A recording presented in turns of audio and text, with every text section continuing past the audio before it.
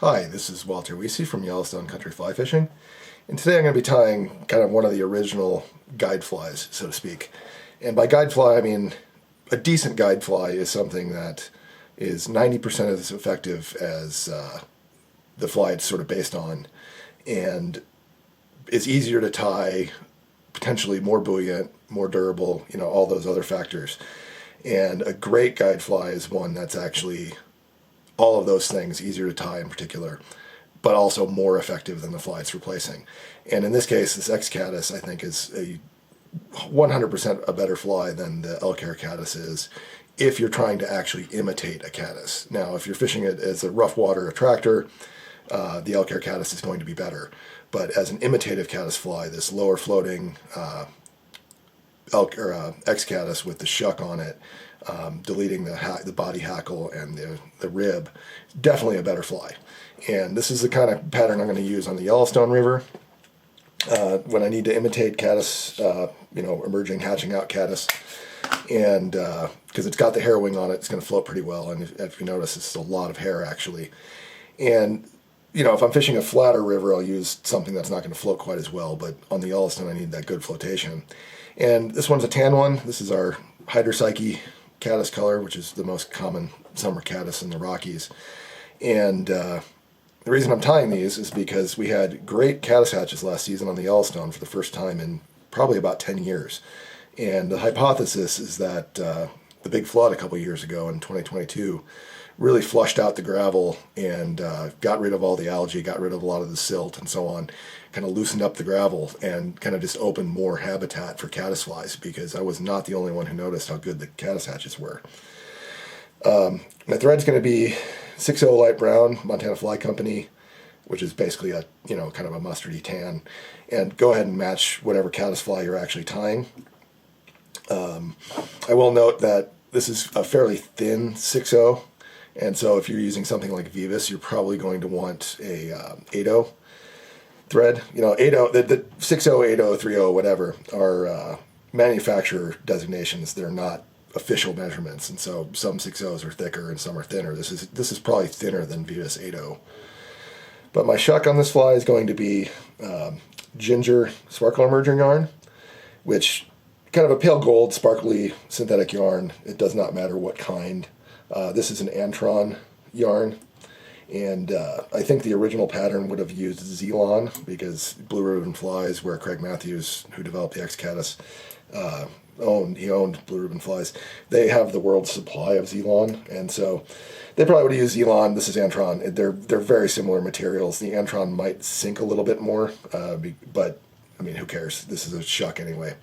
And on this pattern, I like the shuck to be about 3/4 the shank length, and then and fairly sparse. And versus on my Clacka caddis, for example, where I actually want that shuck to be shorter but thicker. And on a mayfly, I'd probably want this to be sparser yet and about the whole shank length. All right, so my body on this fly is going to be, I should have mentioned, this is a size 16 short shank dry fly hook. I always tie my X-Caddis on short shank hooks, and in fact all of my caddis on short shank hooks. Because if you actually pick up a real caddis fly, or look at a photo of a real caddis fly, their bodies are actually quite short. But my body on this fly is going to be Arizona synthetic peacock dubbing, which is now distributed by Montana Fly Company. And I like this dubbing, or something like hairline rabbit dubbing, or something relatively coarse like that, because as you're going to be able to see here, this is going to have a lot of fine fibers sticking up off the body, and that's going to create kind of a messier footprint in the surface film without being so messy as the original Elk Hair Caddis, which, these, you can see how fine these dubbing fibers are that are poking off that dubbing noodle. Those are going to be a lot finer, have a lot more fine motion than hackle would. Hackle is stiff. And so I feel like this imitates emerging caddisflies well, because if you actually watch caddisflies, they're busy, right? Like, they're moving a lot and kind of thrashing. They actually emerge energetically, as opposed to mayflies, which kind of just float along, drawing their wings. And so having a little bit of fine motion in the body on this fly, I think, is a good thing. And that's a departure from the standard patterns, or the standard way of tying this pattern, because the commercial ones you'll see will be just tied with a conventional dry fly dubbing that's, makes it possible to really tightly dub the body. And as you can see here, this body is actually quite messy. And I almost always tie my caddis with some sort of messy body. If any of this gets really aggressive, I'll cut it. But that's going to create a lot of just fine, chaotic motion in the surface film.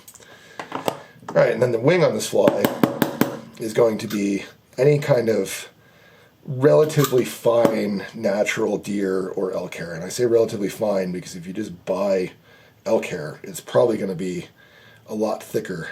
Each hair is going to be a lot thicker than that, and it's going to be a lot harder to tie. Standard elk body hair is much more useful for bigger flies like stoneflies or hoppers. And but in other words, buy a hair that's kind of marketed for small dry flies. You'll see you'll see X-Caddis hair occasionally. I think this is actually early season cow elk. Antelope would also work for this. Fine deer hair would work for this, just not your standard elk hair. And then the way I tie the wing in here, I'm going to measure that against the body. And you want to basically measure it until it's maybe just a hair beyond the end of the body. And I'm going to grab the tips of those hair and then take my hair scissors, and I'm actually going to use my fingertip as a guide. You see how I'm holding that scissor point against my fingertips here. That's where I'm going to cut that. I'm going to do that off camera or I'll just spill hair all over the place. And so I've cut that, and you can see there's not enough hair to actually tie in. But what I can do is kind of roll my fingertips back to create that tie-off point, or that tie-in point. And you want to extend that hair out over the eye a bit. And I like a pretty robust head, actually, on my caddisflies. And so I make kind of one turn, and I tighten down a little bit to start flaring that hair. I make another turn, tie it down a little more. But I'm actually going to tighten that for good by pulling vertically. And that's essentially pulling the hair into the hook shank rather than pushing it into the hook shank, if that makes sense. Because with a hair, it's always kind of hard to tie it off. But there's the wing. And if anything, I probably could have tied that a hair longer, but that's okay. And then you'll usually see suggestions to wrap through the hair when you're tying off a caddis, whether that's an Elk Hair Caddis or one of these. But what I like to do is come in with my whip finisher, make 2 turns, and I'm just going to kind of come in and lift up the butts of that hair with my fingertip here. And then I make usually 3 turns actually on this one in front of the hair. And then I'm going to tighten that by pulling rearward, very much essentially even with the hook shank, not even just parallel to it.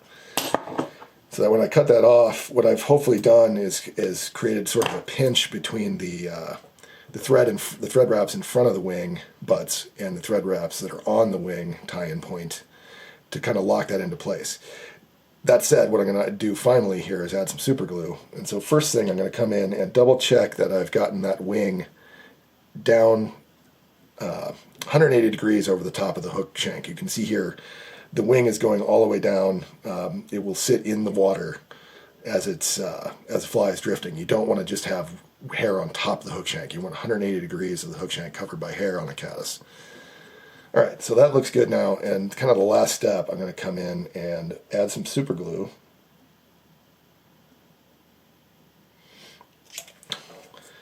And while I'm cleaning out the glue that I clearly got into the eye there, I'm just going to let that sit, and that glue is going to kind of soak down. It doesn't dry instantly. It's going to soak down into that wing a little bit, and further bond the wing to that hook shank. And so I always like to add super glue to hair wings like that because I feel like it bonds everything much better. But there you have it. There is a completed tan or hydropsyche X-Caddis, kind of a guide fly, caddis fly. I mean, I would usually fish this on the Yellowstone in conjunction with an attractor dry. I see caddis hatching, I'll be fishing an attractor dry like my Caddis. And then when they really start rising to the caddis, I'll throw one of these on behind that Caddis as opposed to a caddis emerger or a caddis pupa. and I'll actually fish 2 dry flies. So a 14 or 12 Elk Caddis is my sort of my indicator, and then this behind it. And I've had fish to 20 inches on the Yellowstone, even on a size 16 Caddis. Like I said, it's been a while though, because I mean, that was probably 12 or 14 years ago I had that fish, had a client catch that fish. And our caddis hatches had really kind of fallen off quite a bit, and then all of a sudden last year they were back, so I need to restock my supply on these, and I'm using the video to do that. But anyhow, thanks for watching, and as always, if you find this video helpful or my other content helpful, click the Buy Me a Coffee link in the footer. And if you are looking for a guided trip this summer, visit my website at flyfishmontana.biz and get in touch. It ought to be a pretty good water year, pretty good fishing this year. See you next time.